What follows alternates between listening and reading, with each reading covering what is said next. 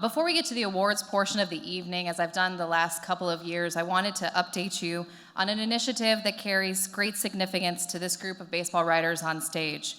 4 years ago, we lost a colleague and a friend in the passing of St. Louis Post-Dispatch beat writer and columnist Joe Strauss.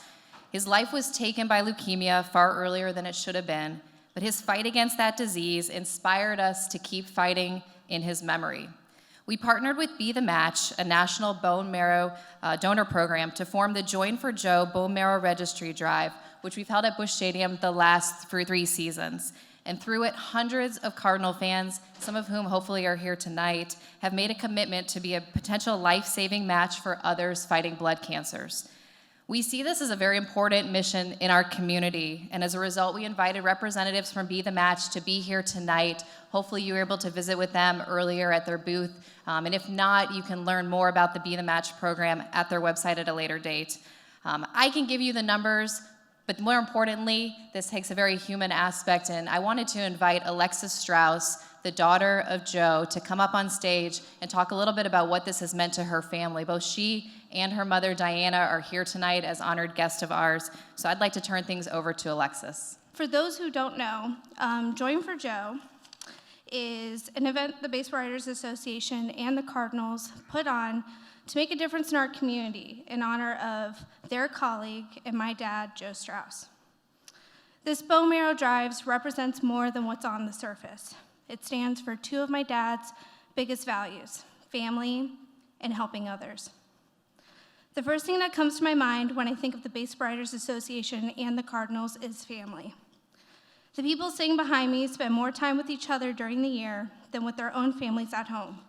So naturally, bonds form that are greater than your average professional relationship.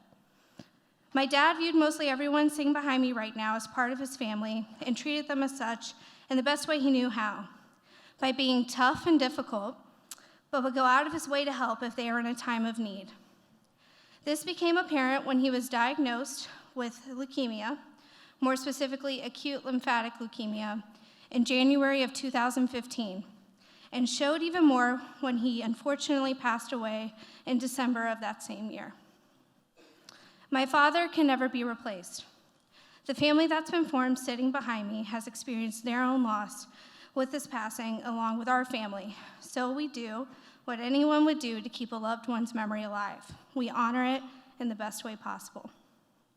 With Join for Joe, we are able to help other families keep their loved ones around longer by attempting to grow the National Bone Marrow Registry, one potential donor at a time. Being tested is one of the easiest things we can do to grow this registry, and I know from personal experience.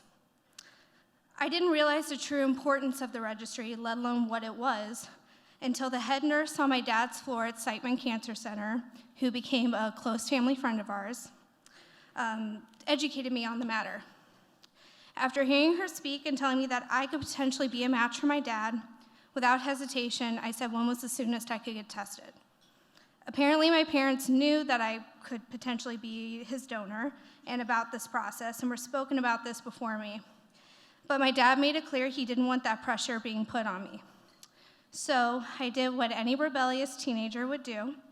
I went behind his back in his approval and did the test. I can honestly say I'm afraid of anything medically related. So sitting down to be tested, I started panicking, thinking, what would this entail? I got way in over my head with this. In the matter of just a few minutes, the nurse just handed me some swabs to rub on the inside of my cheeks, and then shortly thereafter, she told me I was free to go. I was shocked. Surely it couldn't have been that simple, but it really is just that easy. My cover was blown that I got tested a couple weeks later when a rookie nurse taking my dad's vitals said to him, "You should be so excited that your daughter is a match for your bone marrow transplant."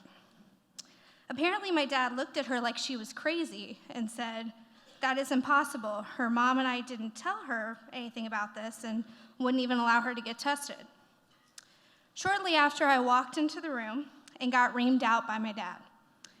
He was yelling at me about how I had no right to do what I did and kept asking me why I would even do it in the first place. I have become the master of zoning out my parents when they're ranting at me. So I I started thinking back to why I got tested in the first place. I thought back to when his good friend and colleague, Brian Burwell, had cancer. My dad went to the hospital every day he could, and if he couldn't be there, he would call him. He would sit by his side, bring him food, and keep him company when he needed it the most. I said to my dad one day when he was about to leave to go visit Brian, "That's so nice of you to be there for Brian, even with how busy you always are." My dad simply turned to me and said, "Well, it's not that big of a deal.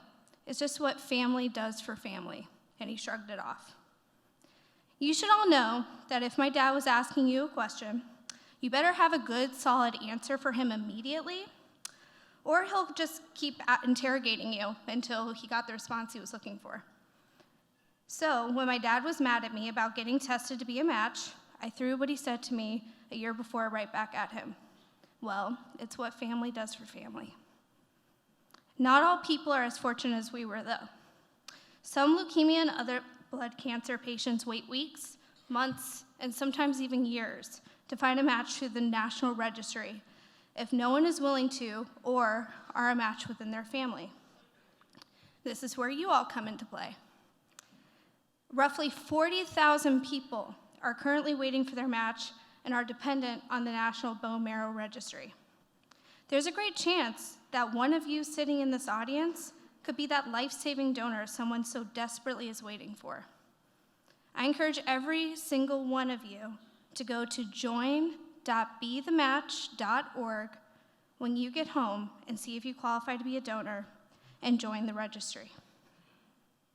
My dad always stressed the importance of helping others in times of need to me ever since I was a little girl. I would like to leave you all with one last thought. It always stuck with me what my dad said at Brian's funeral. The last thing he could say about one of his best friends was, "He came here as a colleague, quickly became a friend, and now leaves us as family." I hope that you will help this family up here tonight honor an incredible man that is remembered every day in the memories we hold with him in the best way we can, by making a difference in improving the lives of blood cancer patients, one donor at a time. Thank you.